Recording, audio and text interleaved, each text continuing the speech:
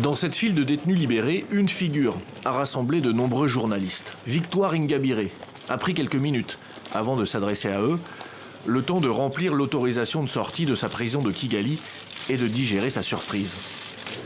Et après 8 ans derrière les barreaux, son discours se veut constructif. J'ai continué à m'informer sur l'état actuel du pays.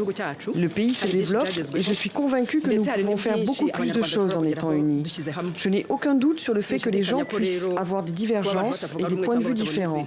C'est le point de départ pour construire notre pays dans la paix en ayant des points de vue différents sans entrave. Elle a payé pour ces divergences de vues. Quand elle revient de 17 ans d'exil des Pays-Bas, cet économiste veut se présenter face à Paul Kagame à la présidentielle de 2010. Le général est alors tout-puissant, presque invincible, avec ses nombreux militants du FPR. Victoire Ingabire remet en cause sa narration du génocide qu'elle-même n'a pas vécu. Elle veut que les crimes commis contre les Hutus soient aussi reconnus, que les lois soient écrites pour tous. Que ce soit la loi sur l'idéologie génocidaire, que ce soit la loi sur le divisionnisme, ce sont des lois qui sont utilisées contre toute personne qui ose émettre les critiques contre le gouvernement du général Kagame. Elle est punie, interdite de présidentielle, accusée de divisionnisme, d'idéologie génocidaire, condamnée à 10 ans de prison puis 15 ans d'appel.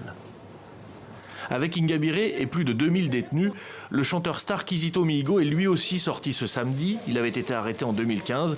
Une de ses chansons interdites évoquait les crimes commis par les soldats du FPR. Et ces libérations semblent aussi avoir un objectif politique, montrer l'ouverture du pouvoir rwandais, faire oublier les nombreuses critiques sur les manquements aux droits de l'homme dans le pays.